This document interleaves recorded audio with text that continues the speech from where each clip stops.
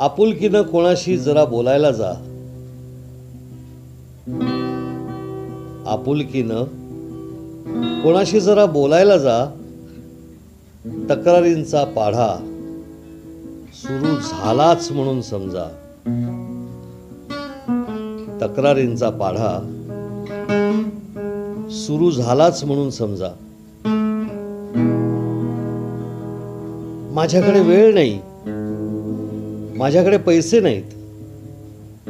स्पर्धेत टिकाव कसा लागेल. आज पाऊस पडतोय, माझा मूड नाही. आनंद लांबणीवर टाकायच्या या सगळ्या सबबी आहेत. मोगऱ्याच्या फुलाचा सुगंध घ्यायला कितीसा वेळ लागतोय. म्हणे माझ्याकडे वेळ नाही. सूर्योदय सूर्यास्त पाहायला किती पैसे पडतात. म्हणे माझ्याकडे पैसे नाहीत. आंघोळ करताना गाणं म्हणताय. कोण मरायला येणारे तुमच्याशी स्पर्धा करायला. म्हणे स्पर्धेत टिकाव कसा लागेल. पाऊस पडतोय, सोपं आहे, भिजायला जा. म्हणे माझा मूड नाही. अरे गादीत लोळत राहायला मूड कशाला लागतोय. आपण जन्म घेतो त्यावेळी मुठी बंद असतात. परमेश्वरानं हातात आनंद आणि समाधान कोंबून पाठवलेलं असतं.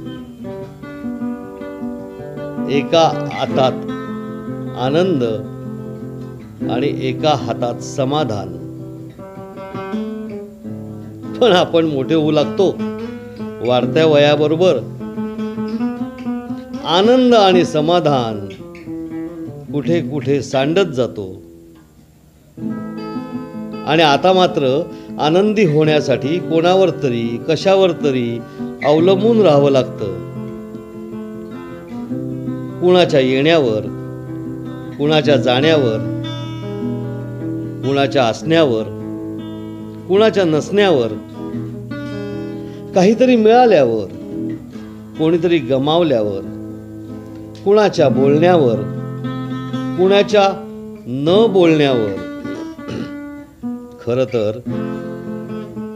खर तर आपल्याच अंतरंगात न आटणारा आनंदाचा झरा वाहतोय.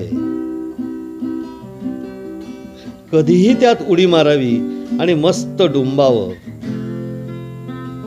कुणाची परवानगी नको, कुणाची भीड नको. आपण सगळे त्या झऱ्याच्या काठावर उभे आहोत. पण का कोणास ठाऊक आपण टँकरची वाट पाहतो आहोत. जेवढी वाट पाहू तेवढी तहान वाढते आहे. झऱ्याकडे दुर्लक्ष करून जोवर हे वाट बघणं आहे तोवर ही तहान भागवणं अशक्य आहे.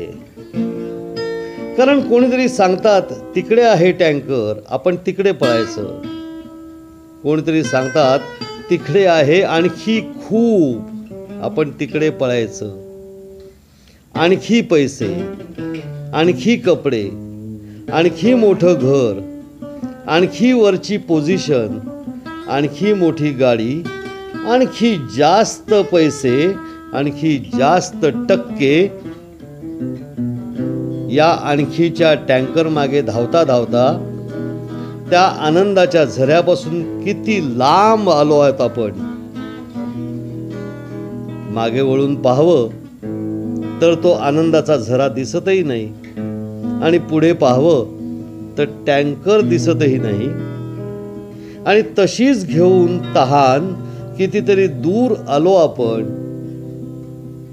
अंतर आपलं आपणच ठरवायचं. आपल्याच मनावर आहे आपण कसं जगायचं. आपल्याच मनावर आहे आपण कसं जगायचं.